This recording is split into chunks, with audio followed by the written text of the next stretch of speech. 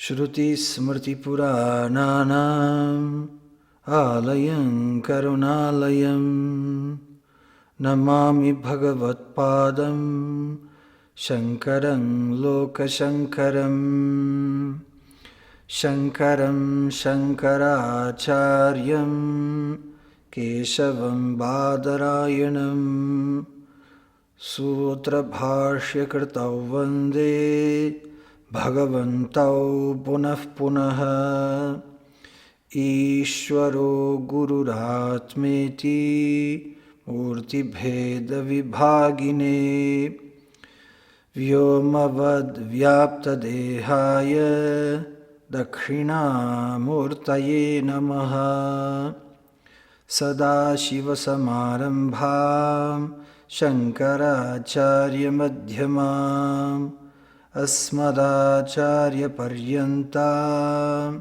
Vande Guru Paramparam.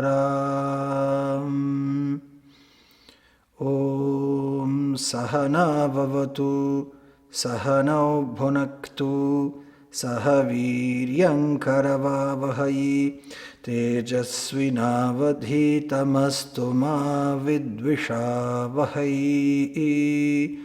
Om Shanti Shanti Shanti. Vedanto Jnanadiposti Tamo Nashana Kridyataha Samsara Moksha Kritchaiva Vedantaya Namo Namaha.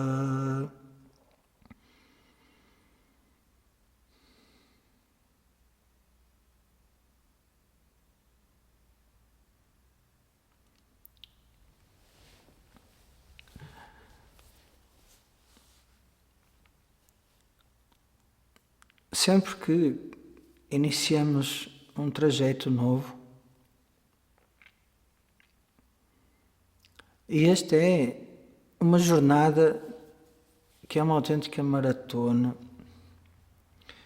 porque o Vivekachudamani tem mais de 500 versos. E aquilo que eu desejo com este estudo é que possam ter a visão clara da real natureza do Eu, que é infinita. Para isso, para que o estudo seja de facto efetivo e profundo simultaneamente, é necessário estabelecer no início os alicerces, as fundações dessa grande mansão, desse grande palácio que é o estudo, o conhecimento do Vedanta. Porque alguns de vocês estarão a pensar, mas afinal, quando é que entramos no texto? Eu sei que isso já vos passou pela cabeça. E será que o professor está a atrasar o estudo? Mas porquê? Ele quer ganhar dinheiro com isto? Eu estou a dificultar a minha vida, porque ao aumentar a introdução, não é? Alguns eu vou ter que acelerar um bocadinho o processo.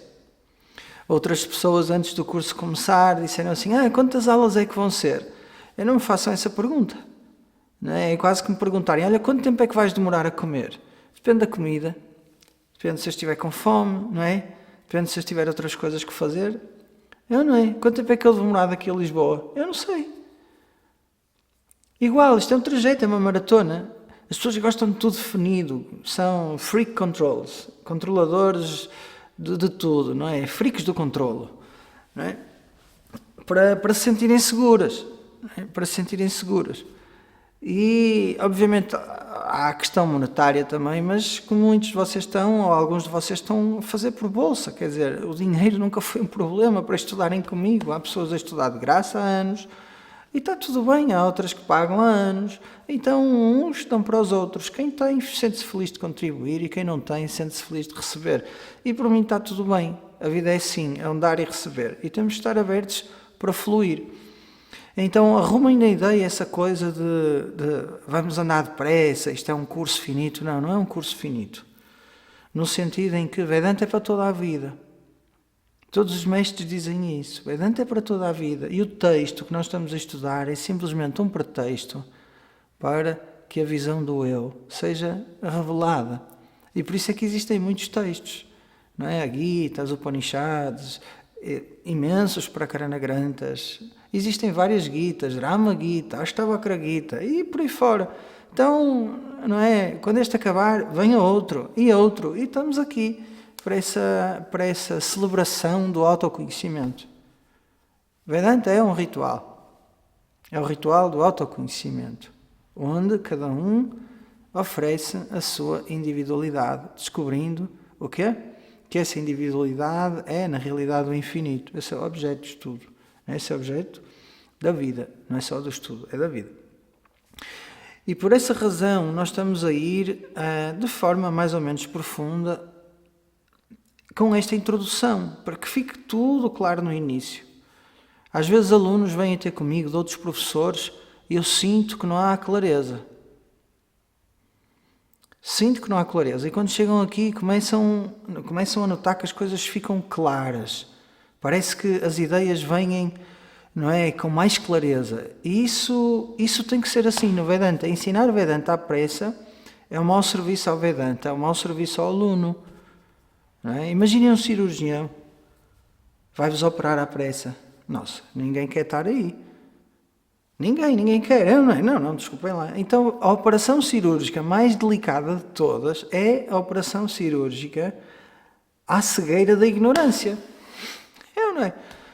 Então tem que ser devagar. Não pode ser ali a correr, com pressa. Não é? Não há fast Vedanta.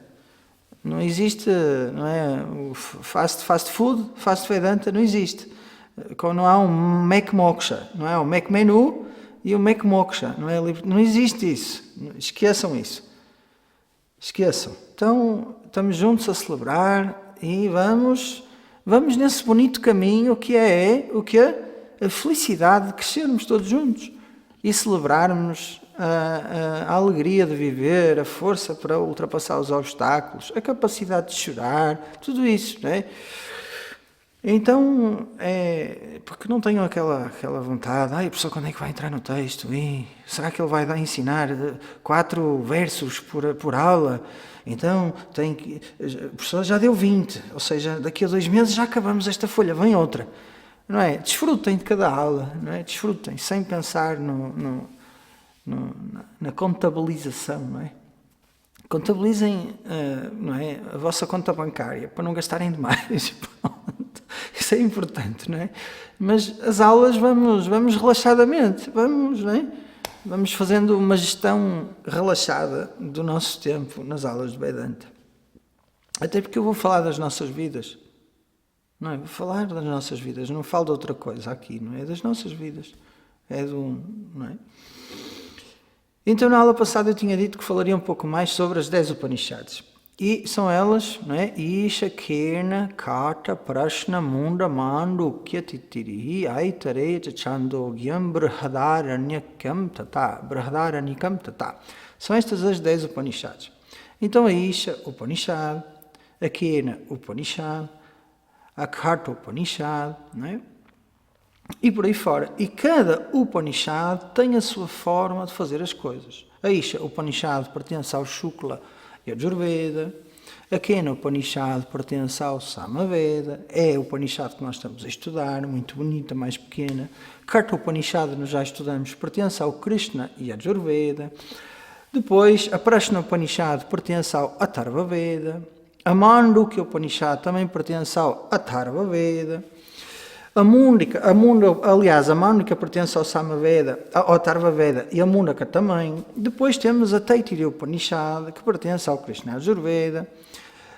A Aitareya Upanishad, que pertence ao Rig Veda. E a Chandogya Upanishad, que pertence ao Samaveda. E finalmente a Brihadaranyaka Upanishad, que pertence ao Shukla Yajurveda. E este estudo das 10 Upanishads é considerado Mukhyam, o mais importante, tá? Juntamente com a Bhagavad Gita e seguido do Brahma Sutra, como nós vimos, tá? E isto é chamado Prasthana Trayam, um conjunto tripartido destas do caminho tradicional do estudo Vedanta. Depois disso, ainda há mais caminho a percorrer para os aventureiros. Não é necessário.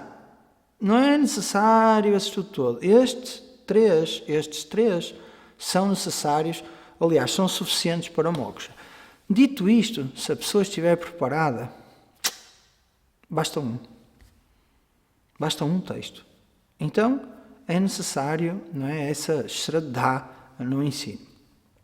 E hoje eu gostaria de trazer 2 tópicos importantes e com eles finalizaremos a introdução ao Vedanta, de maneira que na próxima aula já entraremos no texto propriamente dito.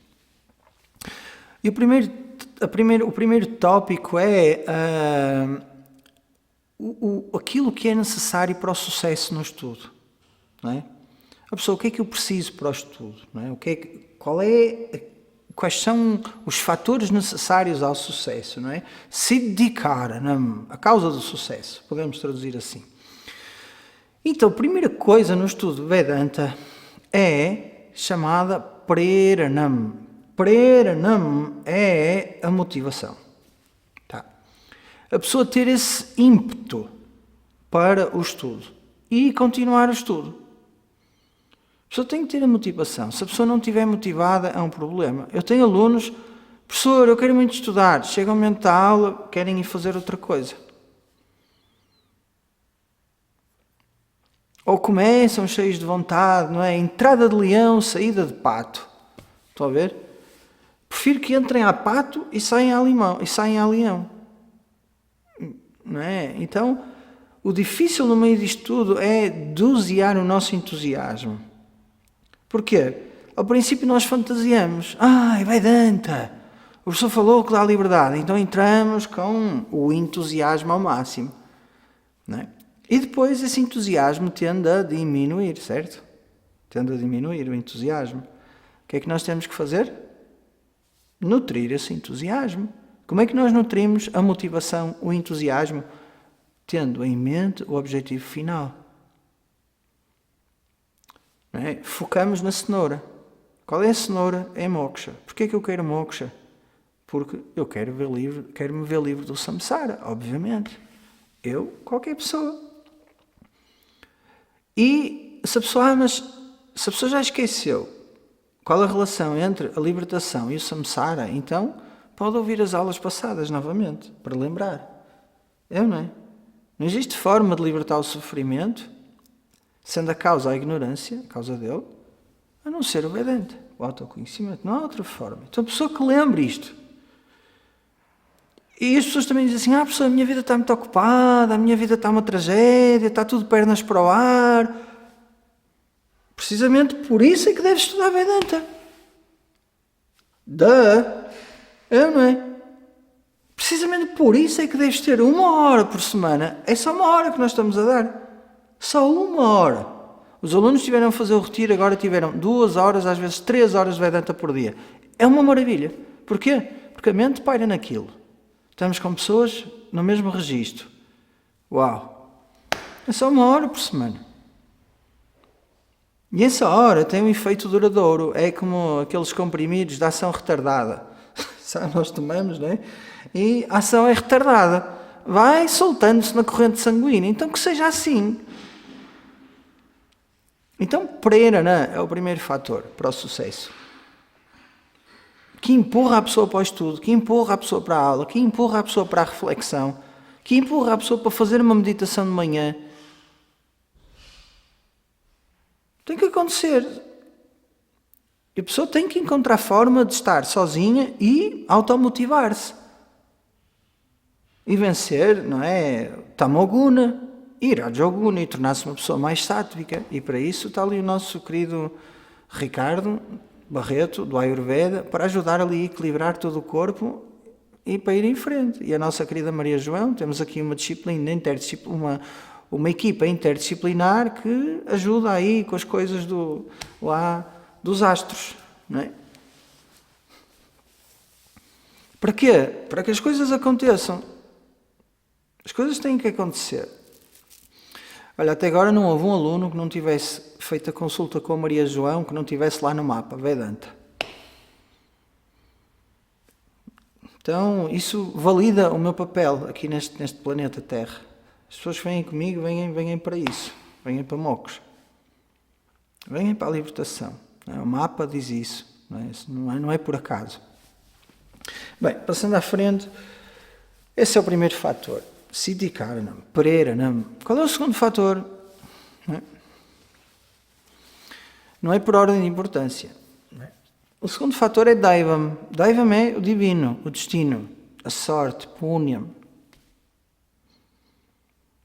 Então a pessoa tem que ganhar mérito espiritual todos os dias. Fazer as orações, as pujas, o mantra. Porque a vida é assim, a vida põe-nos obstáculos e não há forma depois de os contornar. Uma vez que eles aparecem, opa, e agora o que é que eu hei de fazer? Então a pessoa tem que cultivar o quê? Uma vida de prece. Uma vida de Dharma. Chama-se isso Daivam. Daivam ou Kripa. Tá? Ishvara Kripa é fundamental. Ok, a pessoa pode ter bênçãos, não é? E não é só Ishvara Kripa, que é um tópico por si só, que é...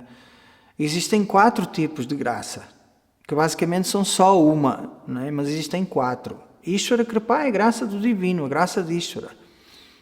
Não é? O Punyam. Depois há que ter Atma Kripa.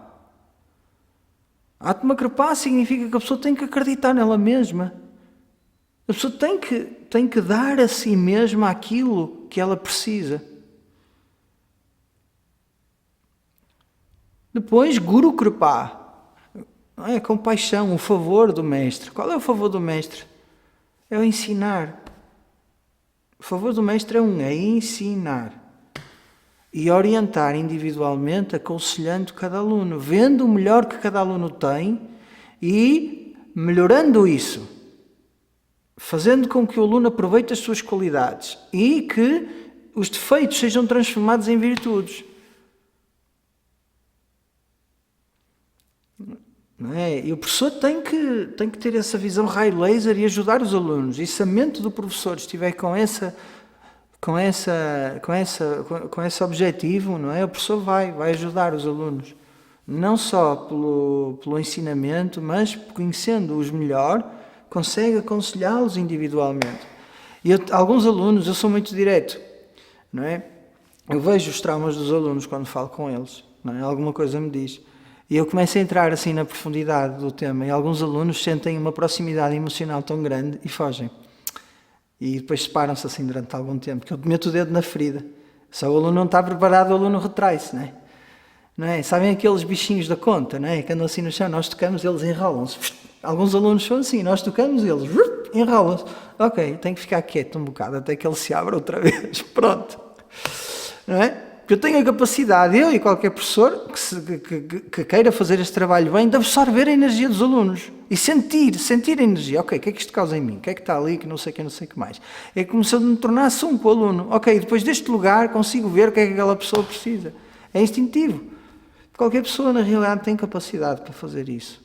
O truque é a empatia, o truque é viver a 100% com a outra pessoa que está ali. Não é? E depois damos a nossa energia, damos o nosso insight, não é? E com sorte a pessoa agarra isso e segue em frente. Não é? Então, Guru Kripa, a graça do Guru, não é? Compaixão do mestre. Então, Ishvara Kripa, Atma Kripa, Guru Kripa e depois finalmente Shastra Kripa, a graça do Shastra. Não é? A pessoa ter gosto pelo Shastra. O amor ao estudo traduz-se em quê? No amor ao conhecimento. A pessoa não estuda pelo estudo, não é? Ninguém vai lavar os dentes para lavar os dentes, não é? Ninguém pensa assim, acorda de manhã, vou lavar os dentes só pelo gosto de lavar os dentes. Não é? A pasta, vou pôr a pasta dentífrica na escova. Ai, que maravilha, gosto tanto disto. Não. Não é? Vou escovar. Ai, que bom que é escovar. Deixa-me escovar com a outra mão. Já agora experimentem escovar com a esquerda, são destros. Vão perceber que é muito difícil, não é? Experimentem, amanhã, hoje, antes de deitar, escovar com a esquerda. É complicado. Eu, como era percussionista, não é? Era fanático por ser ambidestro na percussão, que é uma das coisas boas e obrigatórias, não é? É ser ambidestro na percussão, na bateria, etc. Pronto, então eu fazia tudo com a mão esquerda, não é? Lavar os dentes, etc. Pronto, e é esquisito lavar os dentes com a mão esquerda, porque a mão esquerda parece que é torta, parece que falta jeito, né? Mas experimentem e depois comentem. Enfim, então Shastra Kripa. Lavar os dentes. Ninguém lava os dentes por lavar os dentes. Vejam. Lavamos os dentes porque queremos os dentes limpos. Se os dentes se limpassem por eles mesmos, por um ato de magia, toda a gente fazia magia em vez de limpar os dentes. Era ou não era? Era quem? Deixa-me lá fazer o truque de magia como o Harry Potter. Já estão brilhantes e branquinhos. Maravilha. Era ou não era? Mas não. A magia é mesmo estarmos ali, a escová-los o melhor que pode. Então veja, nós escovamos os dentes, queremos o resultado. Não é pela ação em si, queremos o resultado daquilo. Da mesma forma, nós estudamos, não é pelo estudo, é pelo resultado do estudo.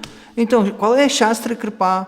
Qual é a graça do Shastra? É o conhecimento que liberta, é esse. Não é? Então, estas 4 Kripas são chamadas de Deivam, sorte, o divino. Como é que se chama? A providência, não é? Não é? A santa providência, vamos dizer assim. Então é necessário, não pensem que não é. É.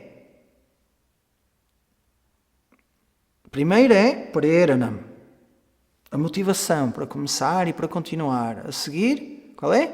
Deivam, a graça. Sem graça, a coisa fica séria, fica triste e é um problema. Depois, Prayatnam, Prakarshena Yatnam Prayatnam, o esforço adequado, na direção certa.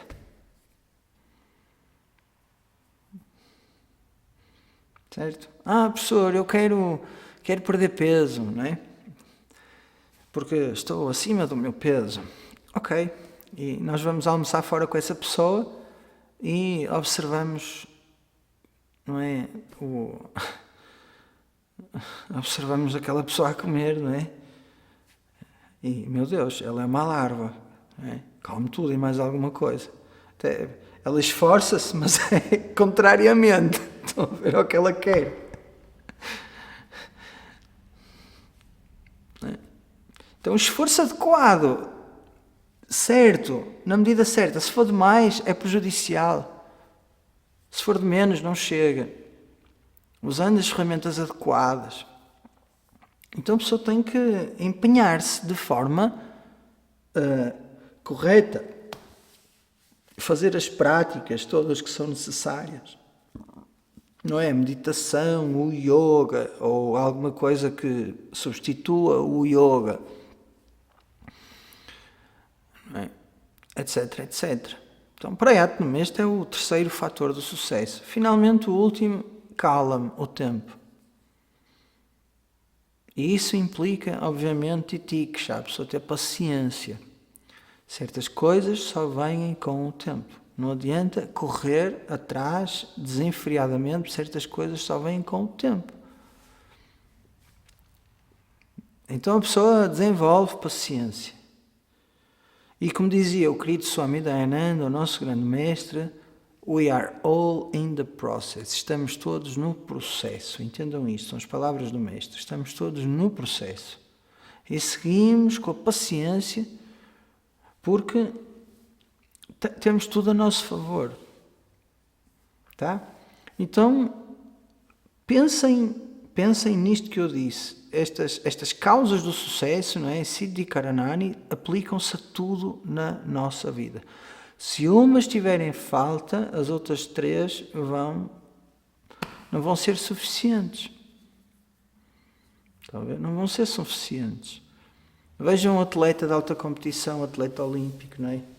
Ele obviamente tem que se levantar todos os dias, mesmo apesar das dores musculares e de estar cansado com o treino, etc. Tem que se levantar todos os dias e fazer o treino, não é? Motivação, prerana, tem que querer ganhar.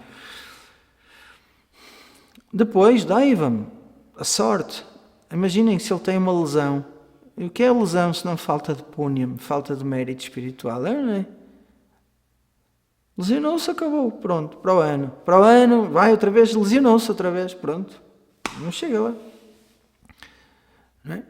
Depois, Prayatnam, treinar-se de forma certa. Não é? É muito interessante, porque os músicos e todos os artistas, não é, que precisam desenvolver a técnica, têm que treinar devagar. Para quê? Para fazer bem. Um músico, não sei quem é que toca algum instrumento aqui. Alguém toca um instrumento? Não? Boa. Então, qual é a guitarra? Não, guitarra, isso. Então, não é? Um guitarrista tem que estudar as escalas, não é? Colocar os dedos direitinho, coordenar a mão esquerda com a direita, não é? Fazer os acordes todos, o acorde tem que soar bem, não pode soar mais uma corda do que a outra, tem que ter o ritmo, não é? Então, repara, se ele decide treinar rápido, o som sai mal, porque a guitarra é um instrumento cujo som não sai à primeira, como ao piano. O piano nós chegamos lá, pam, aquilo sai tudo à primeira, certo? A guitarra não, demora até sair o som. Porque a pessoa tem que colocar o dedo, nem com muita pressão, nem com pouca, senão aquilo trasteja, não é? Então, não é? O aluno tem que ir devagar, fazer as escalas e os exercícios de técnica para desenvolver destreza para os dedos, o mindinho, etc, não é? Agora, se ele treinar devagar e bem, ele vai andar mais depressa do que se ele treinar depressa e mal. Estão comigo? Então, um músico tem que treinar devagar. Chama-se isso prayatnam, esforço correto. E mais, tem que ter uma variedade de exercícios para que o esforço seja completo. Não é só daquela forma. Não é? O esforço tem que ser completo. Ele tem que fazer exercícios que desenvolvam a audição, não é? Para ele poder tocar em grupo. Exercício com o metrónomo, para ele poder estar no tempo, sem acelerar involuntariamente ou atrasar. Não é? Exercícios para ele ter memória auditiva. Então, não é? Ele tem que pôr esforço em todas estas áreas.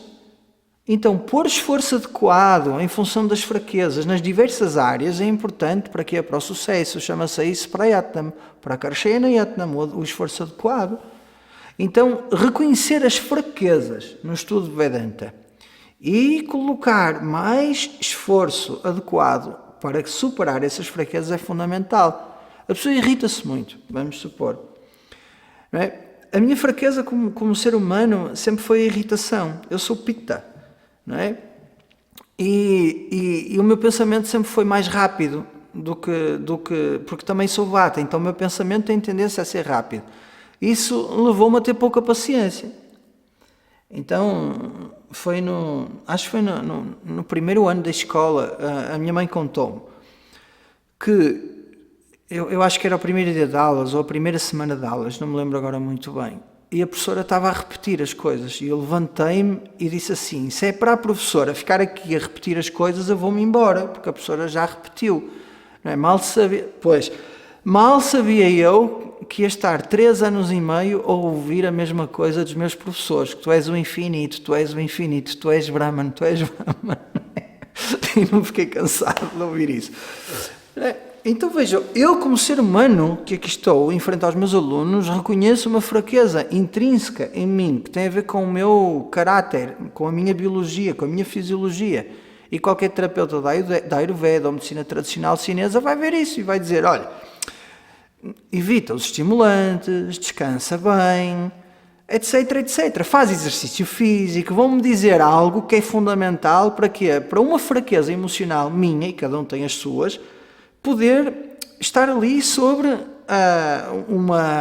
poder ser gerida. Estão a entender? Então nós temos que ser honestos. Quais são as minhas fraquezas? A pessoa tem que se perguntar isto. Não interessa as virtudes aqui. Quais são as minhas fraquezas? Será a ansiedade? Ok. Tomo muito café. Durmo pouco. Se diminuir a quantidade de café e dormir mais, a ansiedade diminui. Consigo fazer meditações de relaxamento? Consigo fazer meditações na coragem? Estão a ver? Então eu reduzo os fatores externos e comportamentais que aumentam a ansiedade e trago outra coisa que me vai contrariar a tendência natural de sentir ansiedade, que é uma meditação na coragem ou na ausência do medo, etc, etc. E o professor como o professor não está na cabeça do aluno, é o aluno que tem que ver as suas fraquezas. E para isso nós precisamos de honestidade intelectual e honestidade emocional. Não é? E vejam, quando nós partilhamos as nossas fraquezas, com as pessoas e nos tornamos consequentemente vulneráveis, as pessoas geralmente têm empatia e ajudam-nos. Estão a entender? Em vez de acharmos, não, eu não tenho defeitos, sou o Senhor perfeito, esqueçam, ninguém gosta do Senhor perfeito. É que ninguém gosta do Senhor perfeito. Ninguém quer ajudar o Senhor perfeito. Às vezes nem ajuda querem do Senhor perfeito. Então, assumir as fraquezas é importante no percurso de Vedanta, porque podemos dirigir um esforço inteligente e adequado para as tornar em virtudes e em forças. Estão a entender? Foi só um exemplo prático. Peguei no músico e depois fiz a ponte só para entendermos. Não é? Claro que vocês já entenderam, mas pronto, foi só para explicar melhor. Então temos a primeira, Preranam, a segunda, Daivam, em terceiro lugar, Prayatnam e finalmente Kalam, o quarto fator de sucesso. As coisas a seu tempo virão. Tá? Tudo a seu tempo vem. Cada flor tem o seu tempo para desabrochar e soltar a sua fragrância. Então, cada ser humano é como uma flor. Vai ao seu tempo. Não apressemos o processo de crescimento. Lutamos diligentemente e empenhamos-nos para que isso aconteça, mas ao mesmo tempo temos paciência. Sabemos esperar. Então, saber esperar é uma virtude. Tá? Saber esperar. Tá? Como dizia um ditado que eu ouvi quando era mais novo, mais vale perder um minuto na vida do que a vida num minuto, não é? Que era para diminuir os acidentes na estrada. Então aqui é igual, temos paciência. Se apressarmos o estudo, pessoa, posso fazer aula de Vedanta todos os dias, e aula de sânscrito, e aula de canto, e fazer yoga, e isto. E eu pergunto assim, mas e como é que é a tua vida? Eu trabalho das 8 às 5, tenho 2 filhos e ainda tenho que ajudar a minha mãe. Então esquece, faz uma aula de Vedanta por semana, é suficiente. Estão a ver? Ao fim do mês aquela pessoa vai estar maluca. Não vai fazer nada direito. Nem vai estudar Vedanta direito, nem sânscrito direito, nem nada direito. Não é? Então, importante. Então este é o tema, as causas de sucesso. E sem o professor não há sucesso. Então, eu queria dedicar alguns minutos também ao papel do professor. Tá? Qual é o papel do guru? A palavra guru deriva da raiz sânscrita, não é? Granati upadishati iti guruhu. Granati significa ensinar. Tá? Então, aquele que ensina é o guru. Tá? Essa é a definição, vamos dizer assim, geral do guru. O que é que ele ensina? Atma Tattvam ou Brahma Vidyam, o conhecimento de Brahma, que é Atma Tattvam, a natureza do Atma, do eu. Tá? Então ele ensina o conhecimento do Brahman, que é a natureza do eu. Esta é a definição clássica de guru. É lógico que não é, na Índia, como é uma tradição onde os professores são respeitados e reverenciados, ou deveriam ser. O professor de dança recebe o título de guru, não é? O professor de teatro também, o professor de música também, o professor da Ayurveda também, não é? Etc, etc, etc. Então, um professor de yoga, amigo meu, na altura, quando haviam os iPods, vocês lembram-se dos iPods? Lembram-se? Agora já não temos iPods, é tudo digital. Antes do iPod, o que era? É o minidisc, era, não era? Lembram-se do minidisc? Quando saiu o minidisc era uma alegria, não é? O disco regravável. É? E dava para gravar, aquilo foi o boom nas salas de ensaios. Eu quando tive o minidisc, posso gravar os meus ensaios à vontade e ouvir aquilo, gravava imenso lá dentro. Antes disso, o que era? Lembram-se? O Walkman, era? O Walkman, lembram-se do Walkman? Não é? Com aqueles... Bem, enfim, tínhamos as cassetes, não é? Enfim. E então, esse meu professor levava lá alguns alunos, que é um amigo também, levava alguns alunos ao iPod Guru, que era uma lojinha que havia lá na Índia, e o tipo era o guru dos iPods. Tu chegavas lá e ele gravava-te a música que tu quisesses, mas gigas e gigas e gigas e gigas e gigas de música pirateada. Então era o iPod Guru, não é? O guru do iPod. Então é guru para isto, guru para aquilo, tudo bem, não faz mal nenhum. Agora, o que é o guru? O guru é uma pessoa. Não é? Existe tanto problema aqui no Ocidente com a palavra guru. Temos uns fulanos que se auto-intitulam aqui neste país de gurus. Têm imensos títulos.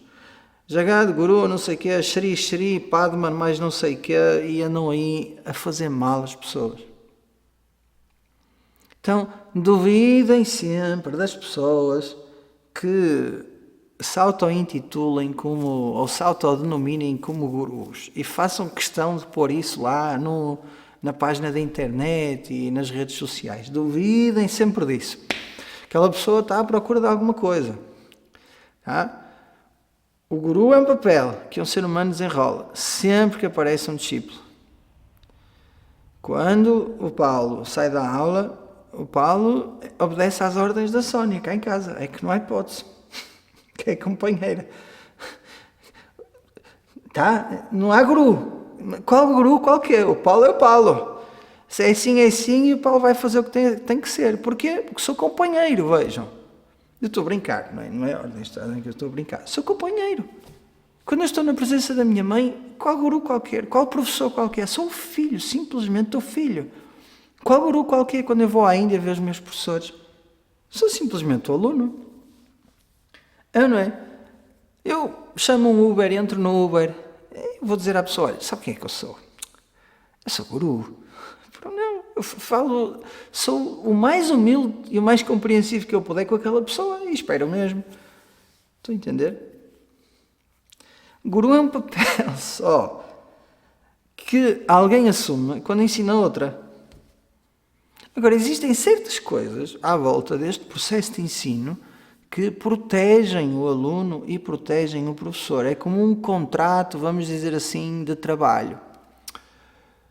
O contrato de trabalho serve para quê? Para salvaguardar ambas as partes. Ou deveria ser assim. Pronto, deveria ser assim.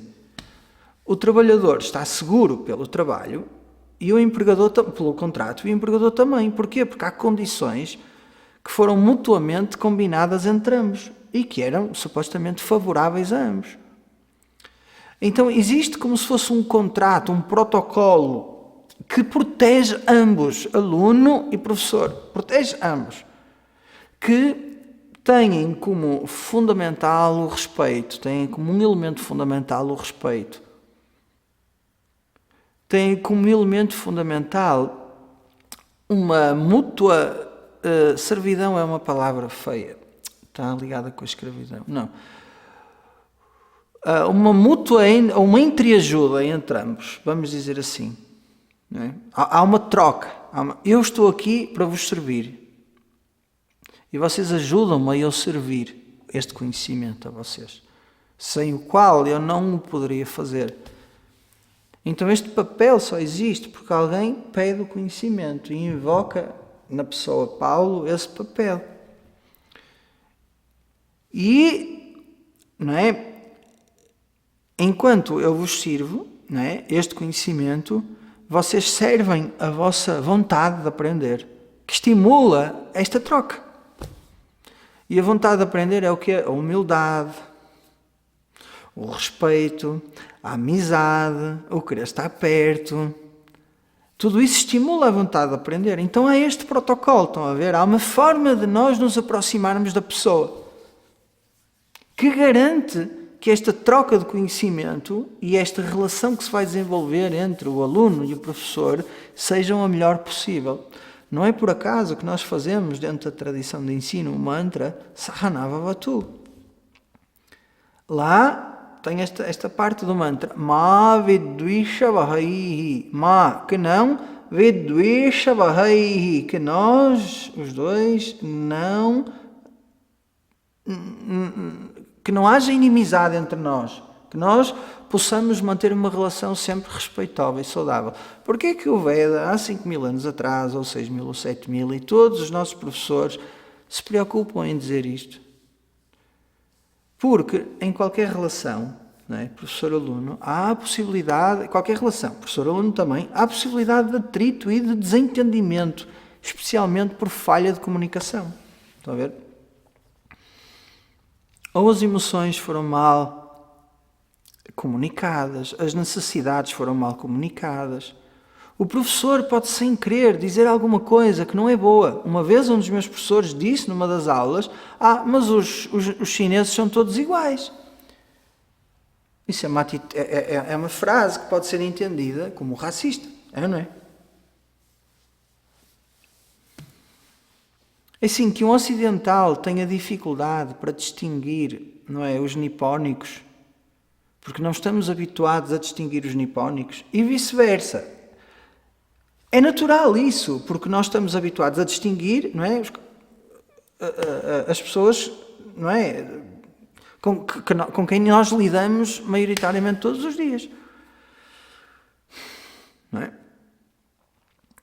E chateou algumas alunas que eram japonesas. Ficaram tremendamente chateadas, foram logo falar e que isso era racista e que um professor não podia dizer frases racistas porque estava errado e que isso era um sinal de imaturidade e que não podia continuar assim e não sei o quê, Então, vejam, o professor reconheceu o erro, mas não havia nenhuma maldade. Então, estes desentendimentos estão destinados a acontecerem. Daí a nossa prece, que não haja inimizade entre nós. Para quê? Para que possamos entender o que está na cabeça de cada um e compreender que tanto o professor como o aluno estão sujeitos a errar. O professor é um ser humano que não deve ser endeusado. É simplesmente um ser humano que possui o conhecimento. Deve ser respeitado. Quando eu digo endeusado, o que é que isto quer dizer? Não devemos, como se diz, pôr o professor num pedestral onde ele é perfeito, sem defeitos, estão a ver? É isto que eu quero dizer. Porque o professor não é perfeito, o professor tem defeitos.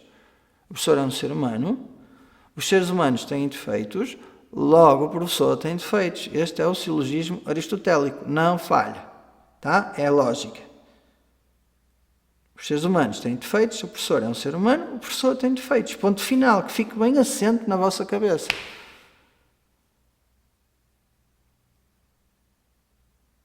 E isto liberta-me a mim, dizer isto, não é? Liberta-me, porque eu sou humano. Eu sou humano. Então o professor é um ser humano. Está a cumprir um papel. Ser guru é um papel, não é absoluto. E é bom que o professor o cumpra da melhor forma.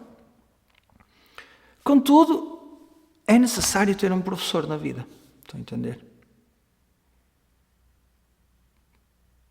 Em tudo na vida nós tivemos um professor. Tudo. Até para apertar os atacadores nós tivemos um professor. A mãe, o pai, o irmão mais velho, etc. Que nos ensinou várias vezes até podermos aprender, até termos aprendido a apertar efetivamente os atacadores.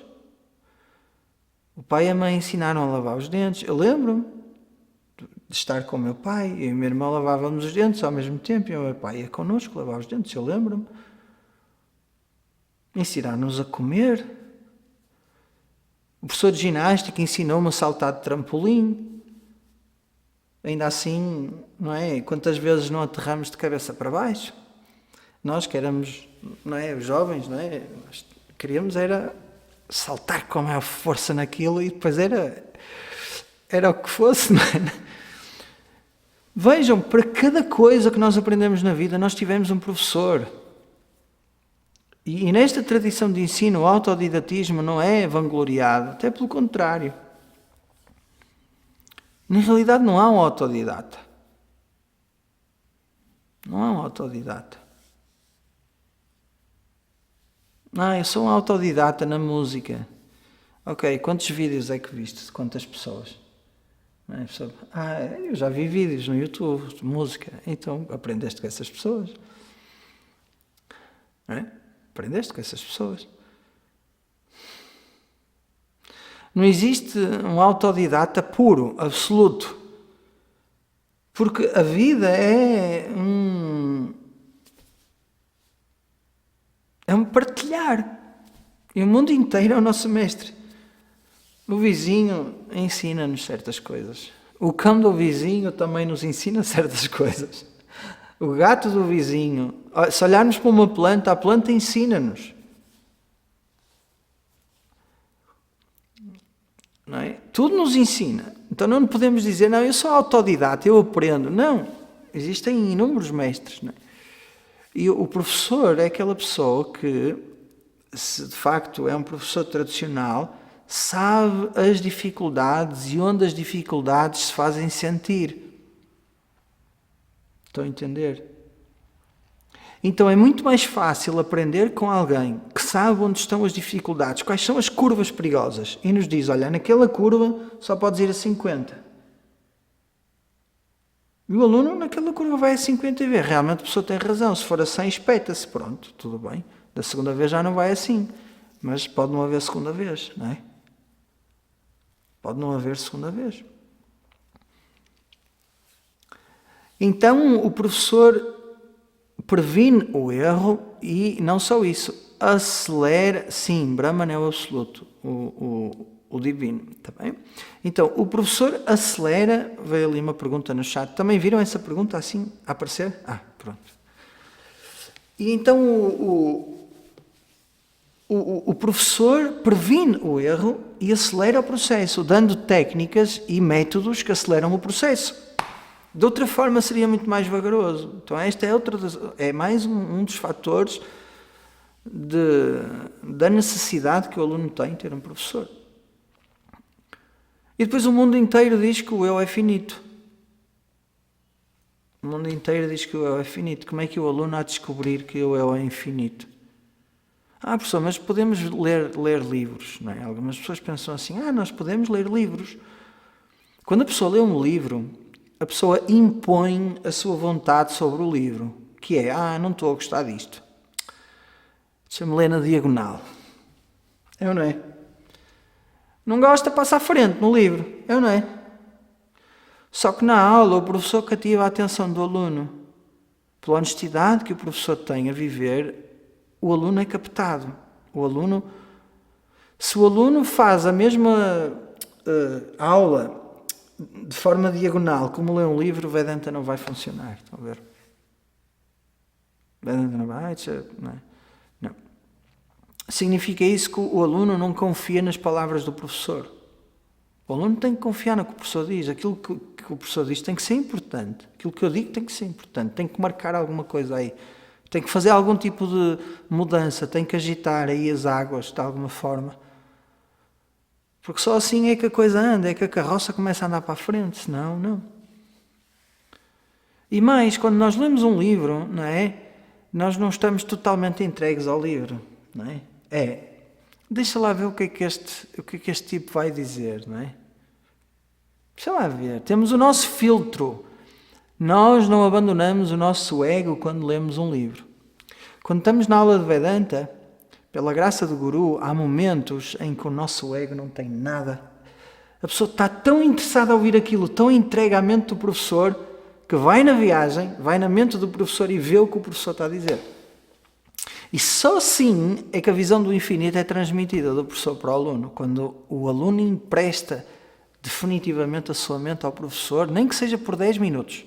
Mas está ali, porquê? Porque ele quer saber o que é o infinito. Então, ele confia, entrega-se, e a mente do professor e do aluno tornam-se uma e caminham as duas nessa visão, que é a visão do infinito, e depois o conhecimento é transmitido. Mas só quando as duas mentes se fundem é que isso acontece. Estão a ver? Quem já sentiu isto nas aulas? Quem já sentiu isto? Não é? Maria João, Ricardo, é assim que acontece. Então não é como ler um livro, é diferente num livro. O aluno tem que estar lá totalmente concentrado, especialmente nas aulas em que nós falamos de quê? Da existência, da consciência, da causa do universo, etc, etc. Esses tópicos são fundamentais. Não é? E a atitude de ler um livro é diferente. É diferente. Então o livro não resolve a situação. Pode inspirar a pessoa, sim, antes. Pode apoiar a pessoa durante.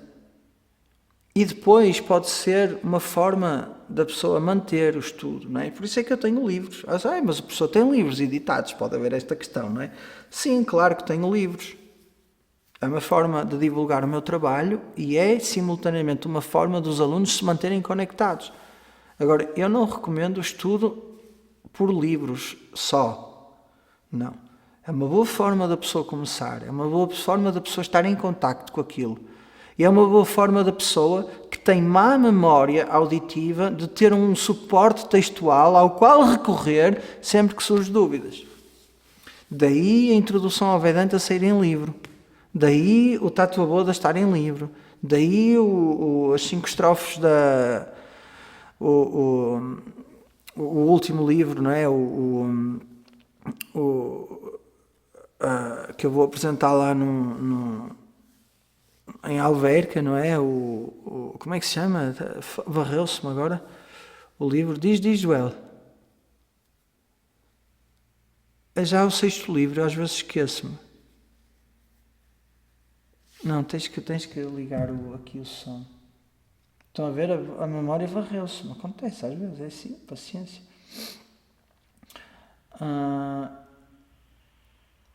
Ou podem escrever... o Manisha Panchakam. Exatamente, tá? Manisha é a sabedoria. Boa, Manisha Panchakam. E então... estão a ver? Estão a ver como eu sou humano? Como eu falho? Não era suposto ter falhado. Falhei. É isso. O professor é um ser humano, vai falhar. Vou continuar a falhar. Então é essa humildade e essa objetividade que a pessoa tem que ter com a própria personalidade e a própria mente, não é? Obviamente, se eu escrevi o livro e fui eu que o escrevi, não é? Sei bem qual é o título, não me lembrei, não é? E então, Kinganga Munibimbate Barambanau, tá? E o primeiro verso vem-me à mente. Então não é que eu não saiba, esqueci, é assim. E então os livros são importantes, porque ajudam a pessoa a estar ancorada. Está ali o conhecimento e a pessoa fica ancorada, estão a ver?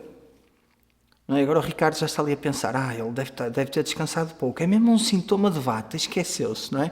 Se ele fosse capa, não se tinha esquecido, tinha-se lembrado. E é verdade. E então, o professor é fundamental, estão a ver? É fundamental.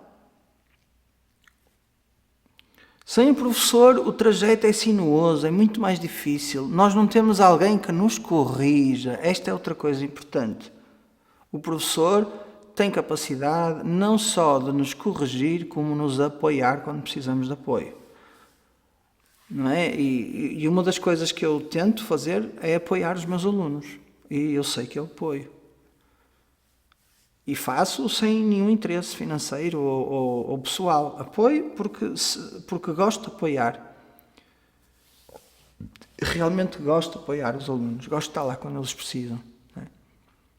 E porque sinto que se eu precisar, sinto que se eu precisasse também gostaria de ter alguém que me apoiasse. Não é? E tive, as minhas pessoas apoiaram-me muito e corrigiram-me também. Não é? Não é, isso está errado, não faças isso.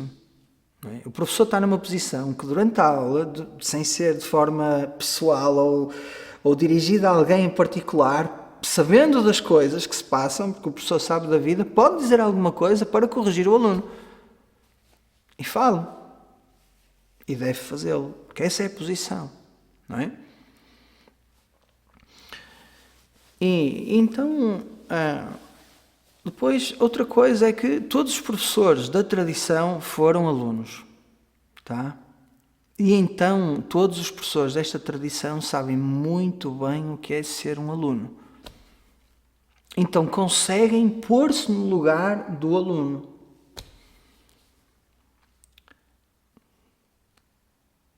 E são alunos por mérito, é pela bênção dos seus professores. Swami Dayananda quis que eu ensinasse, o meu professor quer que eu ensine.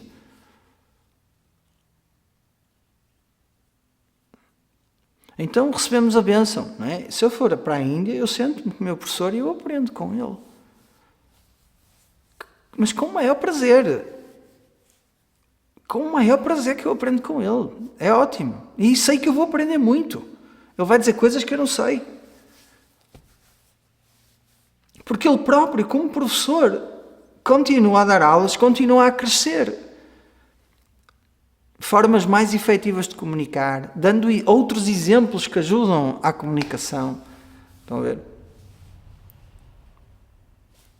Porque o processo não é estanque, o processo continua. Olhamos e vemos que um músico com, 30 anos já é muito bom. Aos 35 ele vai ser melhor. Aos 40 ele vai ser melhor. Não é porque consegue dar mais notas por segundo ou mais escalas. Não, é porque a música que ele faz ganha outra coisa que ninguém sabe explicar muito bem o que é. Estão a ver? Então não é que o professor tenha uma linguagem mais floreada, não. Algo no ensino dele torna aquilo melhor. Não é? Tal como um músico que exprime melhor as suas ideias musicais com menos notas. Não é? Faz sentido, Maria João? Faz, não é? É isso, não é? E então... agora, professor, mas de onde é que veio este conhecimento, professor? Foi inventado por um homem? Não é? Shiva é o primeiro guru. Adi Guru. Por isso é que nós cantamos Sada Shiva Samarambham Shankaracharya Madhyamam Asmadacharya Paryantam Vande Guru Paramparam. Sada Shiva. Com Sada Shiva. Quem é Sada Shiva? Dakshinamurti. Sada Shiva Samarambham. Arambham, tendo conhecido. Com Sada Shiva. Shankaracharya Madhyamam. Madhyamam. No meio, quem é que está? Shankaracharya. Adi Shankaracharya. Bhashyakara, o comentador dos Upanishads. Que compôs este Viveka Chudamani. Um grande sábio, um grande santo. É dito que é a reencarnação de Shiva. Asmad Acharya Paryantam. Paryantam. Até ao. Chegando até. Acharya, ao professor, Asmad meu, Asmad Acharya Paryantam, Aham Vande, eu saúdo. Param, Asmad Acharya Paryantam, Vande Guru Param, a sucessão ininterrupta de gurus. Estão a ver? Este conhecimento vem lá de Shiva. Ishvaro Gururatmeti Murti Bheda Vibhagine Vyomavad Yaptadehaya Dakshinamurtaye Namaha para Dakshinamurti. Dakshinamurti é Shiva. É Shiva na forma do primeiro Guru. Ishvaraha Gururatmeti Murti Bheda Vibhagine para aquele que está que aparece dividido. Aparece como este universo inteiro. E Vyomavad, que é como o espaço, sem forma.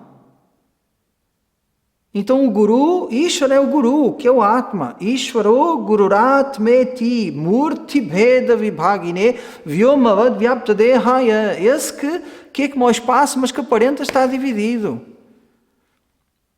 Dakshinamurtaye Namaha. Minha saudação para esse Dakshinamurti, que é Shiva, que é Ishvara. Então o conhecimento vem de Ishvara. Estão a ver?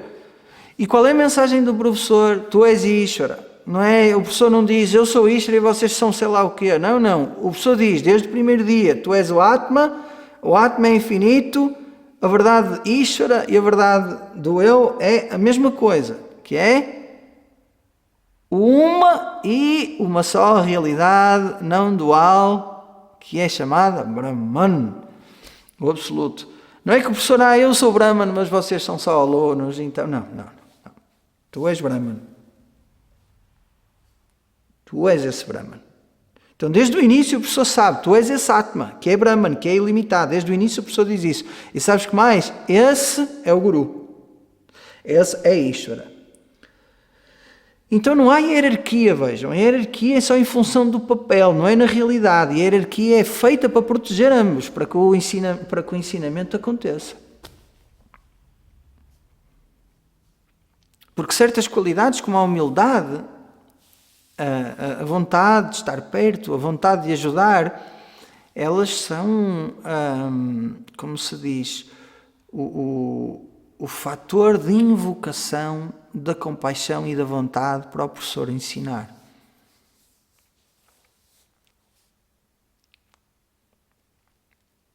Sem a humildade, a vontade de estar perto, o carinho pelo professor, o professor não sente a mesma vontade de ensinar. Não sente.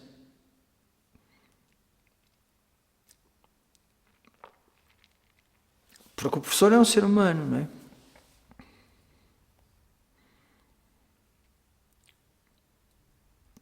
Então, toda esta relação entre professor e aluno só tem um propósito, que é para que o aluno se liberte do samsara. Não há outro propósito aqui. Os pais, a mãe é o primeiro guru, obviamente, a seguir é o pai, e depois é o professor. Ou a esposa também é, não é? Ensina muito. Toda a gente é, na realidade. Mas o pai e a mãe trazem a pessoa ao samsara, a este mundo. Trazem a pessoa para este mundo que é repleto de dificuldades, sofrimento. Os próprios pais estão muitas das vezes desorientados sobre o que fazer. Não sabem a saída do samsara. Então o professor é esta figura peculiar que tem este conhecimento que liberta a pessoa do samsara. Então o professor completa o ciclo. Os pais trazem a pessoa a este mundo. Neste mundo existe o professor e este professor retira a pessoa definitivamente do samsara do mundo. E a pessoa não reencarna mais. Para além disso, e só porque eu quero acabar o tópico do Guru esta aula, eu não quero começá-lo na próxima aula, sabem porquê? Se eu começar o tópico do Guru na próxima aula, eu vou falar mais 20 minutos sobre o tópico, eu não queria. Estão a ver? Porque vou estar fresco, vêm-me novas ideias, não é? Vão estar aqui outros alunos, pronto, mais meia hora, mas eu não quero isso. Outra das coisas importantes de um professor tradicional é a capacidade que ele tem de ensinar os alunos e iniciá-los em certas práticas espirituais, como a prática de mantra, puja e outras coisas. Estão a ver? Então, o professor tradicional ensina aos alunos nas práticas que vão fortalecer o estudo do Vedanta, fortalecer a personalidade, fazer a pessoa amadurecer, etc, etc. Estão a ver? Então, esse também é outro dos papéis importantes do professor, não é? E há um verso muito bonito, não é? Andhakara niroditvat gururitya avidyate, não é? Diz assim o verso: Gukaras tvandakara ovai, rukaras tani vartakaha, andhakara niroditvat gururitya avidyate. Então, a sílaba gu, não é? Gukaraha, andhakara, vai, gukara, a sílaba gu é andhakara, a escuridão. Andhakara significa a cegueira, a escuridão, a ignorância. Vai significa definitivamente. Depois, rukaraha, tannivartakaha. Rukaraha, letra ru. Rukara significa a letra ru. Tannivartakaha, tam andhakaram, ou tam tasya andhakarasya nivartakam, que é o removedor dessa ignorância. Então a sílaba gu representa a escuridão, a sílaba ru representa a remoção dessa escuridão. Rukarastha nivartaka andhakara nirodhitvat. Nirodhitvat. E porque ele remove o que é andhakara, a escuridão, gururitya vidyate, ele é chamado de guru. Estão a ver? Que bonito. Então este é um dos versos, está lá na Guru Gita, da qual se construiu o Guru Stotram. Akhanda mandalakaram vyaptam yena characharam tatpadam darshitam yena tasmai shri gurave namaha. Tá? E por aí fora. Não é? Então este é o Guru. O Guru é aquele que remove a ignorância existencial. então levando a pessoa para longe do samsara. Estão a ver? Depois, o que é que o Guru faz? A interpretação correta do Shastra. O Guru tem que ser um Sampradayavit. Idealmente tem que ser Shrotriyam e Brahmanishtam. O que é isso que é Shrotriyam? Tem que ter estudado Vedanta com profundidade. O sânscrito, o Vedanta e mais outras disciplinas acessórias em medida suficiente para quê? Para poder estudar o Bhashya e até a Tika e trazer a explicação e a correta interpretação dos versos das Upanishads que são muito difíceis. E Brahmanista, duas definições de Brahmanista. É aquele que já está perfeitamente estabelecido no conhecimento ou então aquele que está no caminho, está estabelecido no caminho para como se chama, absorver e assimilar totalmente o conhecimento. São duas definições de Brahmanista. Brahmanista é aquele que já chegou ao final do caminho e Brahmanista é aquele que está totalmente e exclusivamente comprometido em assimilar o conhecimento de Vedanta. Tá? Então, idealmente, o Guru é este, Shrotriya Brahmanista. Tá? E só essa pessoa, dentro da tradição, chamada Sampradayavit, que conhece a tradição e o método de ensinar, é que pode realmente ensinar. Um místico confunde as pessoas. Nós vamos ao pé de um místico e realmente a vibração dele é muito boa e não sei o quê, porque ele é um místico. É uma pessoa peculiar e diz coisas esquisitas, mas desorienta as pessoas. Então é dito no Bhashya da Gita, Sampradayavit, Murkavat, Apekshaniya, ou Pekshaniya, agora já não me lembro da palavra exata, mas lembro deste trecho, que é a Sampradayavit, a pessoa que não é um conhecedor do método de ensino, ou seja, que não tenha estudado o Bhashya. Murkavat é como um tolo e devemos nos afastar dessa pessoa. Porquê? Porque ela pode levar as pessoas a ter um comportamento que as afasta do percurso do autoconhecimento. Imagina a primeira aula de Vedanta que a pessoa vá com um sujeito assim e ele diz assim: tu já és Brahman, não precisas de fazer mais nada, mas deves abandonar tudo e dedicar-te a Deus.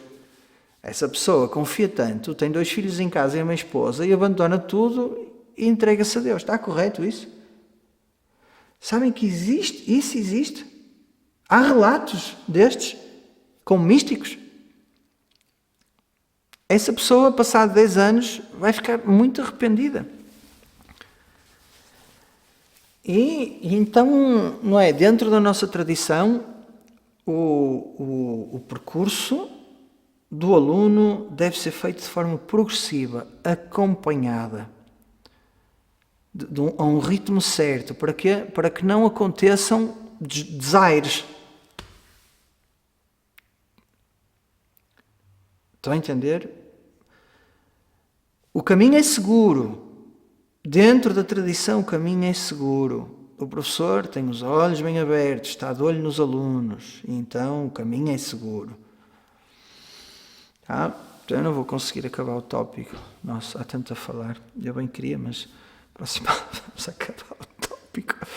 Mas muito interessante o tópico, não é? Tem muito que se lhe diga, não é? Om Purnamadav Purnamidam Purnat Purnamudachyate Purnasya Purnamadaya Purnamevavashishyate Om Shanti Shanti Shanti Harihi Om Shri Gurubhyo Namaha Harihi Om